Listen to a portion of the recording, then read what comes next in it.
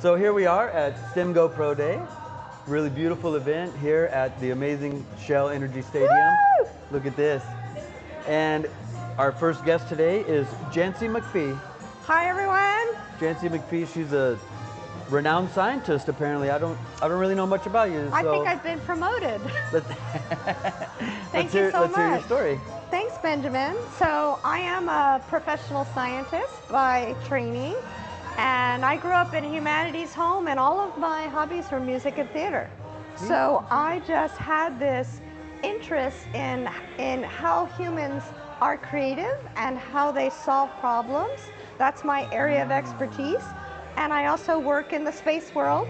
So I'm interested in how we are going longer and further into space, and how are we going to survive when we do that. So I founded the organization Sci-Art Exchange to bring together space, science and technology, and all the arts, music, theater, visual art, video, and to encourage people to get excited about space, but also to train themselves to be better in the workforce by not just studying one thing, by giving themselves a big, broad experience base. So like if you want to be an engineer, why don't you try composing a little art or making a film or drawing a picture? Just gives your brain more tools to figure out how to solve problems. I see. So, you know, you usually think like sciences and arts are separate things, like left hemisphere, right hemisphere of your brains. Well, there's that corpus callosum that connects them. Woo! And so what you're talking Look about at you. is activating both hemispheres simultaneously and really utilizing You're all of your totally getting it. Why would you ever want to use only half your brain? Right. You want to use your whole brain, and you want to be good at it. And if you're thinking about what you want to be when you grow up, or even if you're our age and you're still working on what you're going to be when you grow up, then you want to be sure that we ever really fully grown up. You want to be sure that you're training all of your capabilities, and not only within yourself, but your abilities to communicate with other people. Exactly. If there's a problem to solve, the first step is you have to imagine the solution. Which requires creativity. Exactly, and it also means you've got to communicate your idea. So if you become really awesome at, let's say, for instance, just to think of something crazy, let's say you want to live on another planet. You got to figure out how will you survive, because humans aren't able to survive on every planet. So you got to build a special habitat. Well, we don't have those habitats right now. We are thinking about going and living at the moon, and then on to Mars, and who knows, further into the solar system. Wow. But we got to figure out how to survive. Right. We're doing a good job close to the Earth, but every time we go further and further away, we get less help from home. Right. So what would your habitat on Mars look like? Right. So we're trying to invite people to design your habitat. I see. And then send us a visual artwork or a short film communicating what you imagine. Wow. Because first you imagine it, then you can build it. Right. So you have to think about the sciences, because the gravitational pull is different on Mars versus Earth.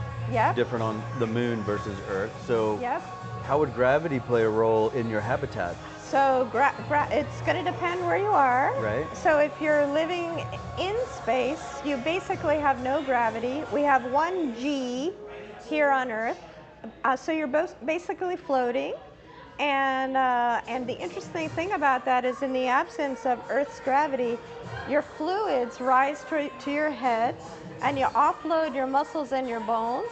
So your body has to adapt to that new world.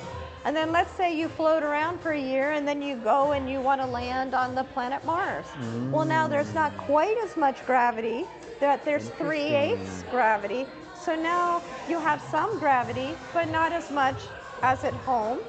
But you may have also lost a little muscle or bone while you were floating around on the trip. Because you're not having to use so much. So you got to exercise. Things to think about.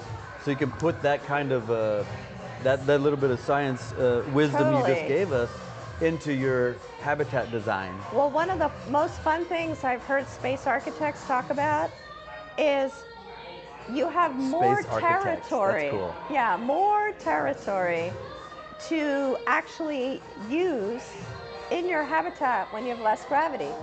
Like, normally we have to stand on the ground and then you reach. And if you're me, everything's just a little too high. Well, if I'm in reduced gravity or no gravity, I can just float up. Aye. I can use the wall, I can use the ceiling. There is no floor. All surfaces are fair game. So you can design a habitat Interesting. that's smaller, but you can use everything. Huh. It's pretty cool. It's like that. It's a brain teaser. Yeah, just to think about there, what's the ceiling and what's the floor? And our astronauts on the International Space Station, they've learned how to live and work for half a year, sometimes a year, Right. in that There's environment. people that have been up there for what's the longest it's been? 25 years we've had an International Space Station. And how long has one person been there consecutively? The longest is around a year. A year. Most of them are about 6 months. So what's it like when they come back to Earth with 1 G of gravity? So you are like, I could have written these questions down for you. It's actually potentially a challenge because when you change from one gravity environment to another, it kind of plays with your sense of balance and sometimes you feel like you're motion sick and you can't quite walk a straight line at first. Your body has to adjust to the new gravity environment. Right. And so there is an adjustment period when you first land. So I don't know if you've ever seen anybody come out of a spacecraft, but they're a little bit tentative, like they don't want to upset their stomachs and. And that's something. But you do recover. You just got to get used to it. Just acclimate, just like when you get to Colorado and you're up a 14,000-foot mountain. Acclimation. Yeah. So we have the Design Your Habitat program going on right now. It's open. Super cool. Yeah. There's a green screen booth right next door where we have some of the people that have submitted some of the artwork.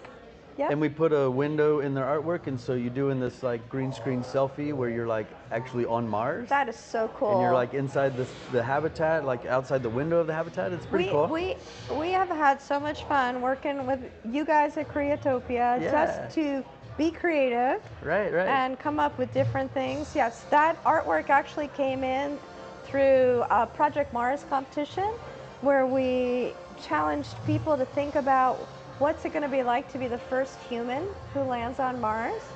And then with your guys' help, we've set it up so that people can do their own selfie in the window on the surface of Mars and warm them up to thinking about what's it going to be like if I were to live and work in space.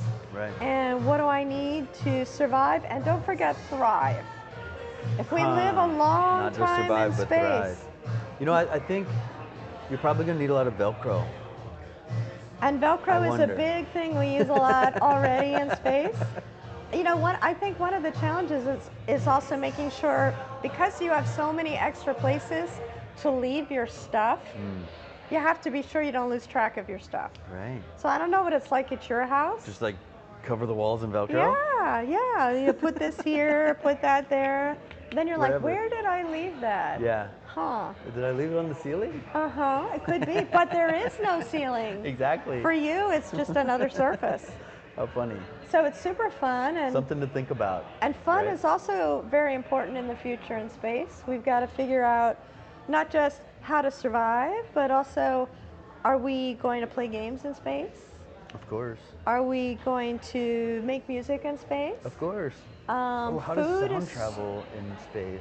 Well, inside the habitat, it works pretty normally, but sound requires an atmosphere in order to travel. Right. But the surfaces of the planets in general have an atmosphere, but you have to create your own atmosphere inside of a space vehicle. So interesting. Yeah. So it's we've also done some really cool things where we've taken some space data and transformed it into an audio-visual experience so that people can experience what it's like to be in space. And the interesting thing is that we had to do that transformation because there wouldn't have been sound just in the middle of black space, except whatever your vehicle was creating or you were creating as sound. Interesting. Yeah, so it's Something to think about. So you can put like, you're in designing your lunar or Mars habitat, think about how your the sound's gonna transmit in a yeah, and what are you going to environments. eat? So there's some scientific research you need to do. Do a little background work. Yeah. Think about it. Think about some of the things, and then use your creativity to make a really cool Use that whole brain. Mars habitat. Imagine Corpus something. callosum. Do that creative problem solving. I mean, you can even, if you're interested, somebody can even think about how are we going to grow food in space, because you in general we just bring most of it with us, and when we're close to Earth, we can take a ship and deliver fresh food. But if you're on Mars, you've either got to bring it or you got to grow it yourself. So Remember in the all Jetsons kinds that of had things. those like meals in a peel? Yes. Well, someday, someday it'll be like the Jetsons. I'm waiting for it to look like Star Trek. Oh yeah. You know, that's when I'm ready to go. You know, I'm a Star Trek kid. Yeah, yeah. Are you a Star Awesome. Wars kid?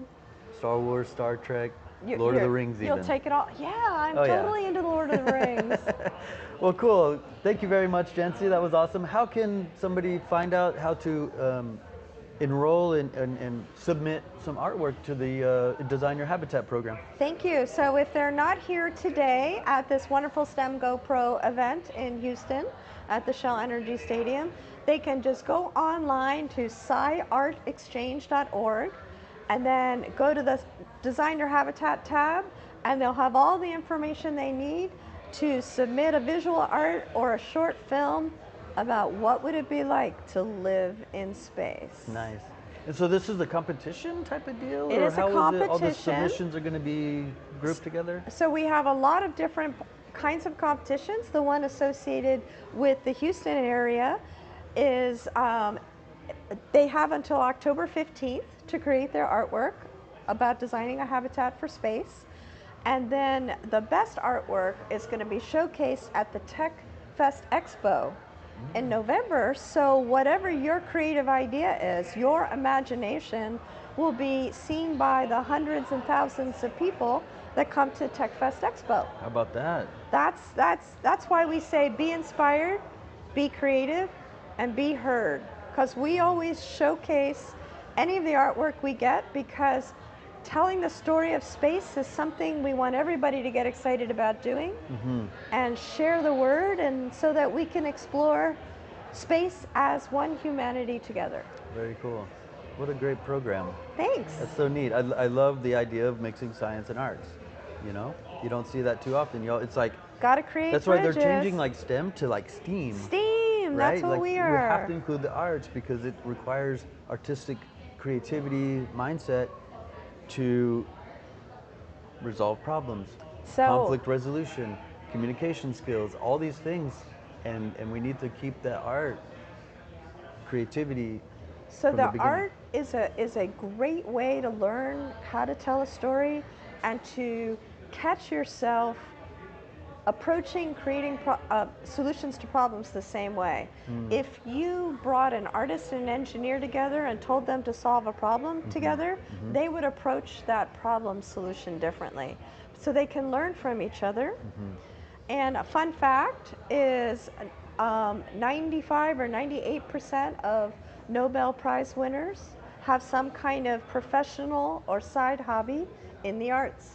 Interesting. Yeah, so 95%. 95%. So Requires both sides. of the even if brain. you're focusing on learning how to be a scientist or an engineer or build technology, like a lot of the young people here today, you will be better at those skills if you just broaden your experience base. Try some things.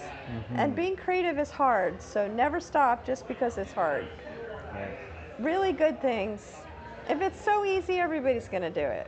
Right. So do the hard things, Yeah. solve the problems here in And just space have fun doing it. and on Earth. You know, no judgment. Just create, No create art. judgments. And having fun is putting passion into what you're doing. And if you follow your passions, you're just going to be better at Absolutely. anything you do. That's the best way to live life. So Be I'm going to passionate. interview you. Oh, okay. Uh-huh. All right. So you just I thought we were told- keeping this short. No, it's a two-way street. So you told me you've done some studies of material science. Correct. What was that about? I went through materials labs. I worked in the oil and gas industry for 25 years. You started when you were 2. Right. Uh-huh. I got that. And I just kind of worked my way into the analytical laboratories when I was at Schlumberger for a long time, and they paid for my college, and I got Nice. really cool certifications on scanning electron microscopy, and so I got to do a lot of the failure analysis and new product development and stuff like that in some really high-tech laboratories over there. And was now a lot of fun. you're here with Creatopia. And Yeah. what are some of the fun things you do there? Oh, every Besides talking day with is me. a creative journey. Like, yes, we get to meet really cool people like Jancy McPhee, Uh-huh. like renowned scientist over here. Yeah, thank you. Yeah. No, we get to create things every day. I mean, every client we have, every colleague we're working with, it's all about, you know, the co-creativity, right? So Awesome. we're utilizing everybody's creativity into creating something beautiful that we can all enjoy. Right? Like we did together for STEMGO Pro Day. Right. It was super fun. Yeah, it worked out. We had the green screen stuff going Yep. on, and you had the cool artwork, and Yep. we made it work. Yep. So- Well, and I appreciate that so much. So you are a poster child for SciArt Exchange. Thank you very much. Ah, yes. That's why I challenged you to tell your story. Yeah. So, and it is about telling the story of the future. And we all have something to contribute. Absolutely. So, thank you. Yeah. Thank you for coming, and y'all come on out. This is a really beautiful venue and really cool booths everywhere all through here, and lots of fun stuff to do. So, Yep. thanks for joining. Thank come on you. out.